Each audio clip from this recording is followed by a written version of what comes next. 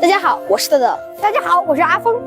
我现在手里拿着呢，就是清凉山的文创，叫做把延安带回家。那关于这个文创呢，还有一个故事，就是在8月份的时候，有一位广州的奶奶想要把沿河的水带回去，于是呢，我就帮她拿了个塑料瓶子，然后装了点沿河水。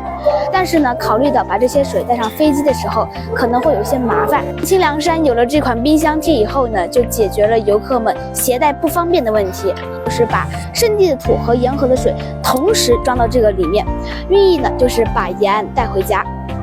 大家来看我手里的这个冰箱贴，这个是巍巍宝塔山，这个是沿河大桥，这个是滚滚沿河水，它们的对面就是万众瞩目的清凉山，它们都被放在了这个冰箱贴里，特别是晚上，这个宝塔山和沿河水都是会发光的，看起来好看极了。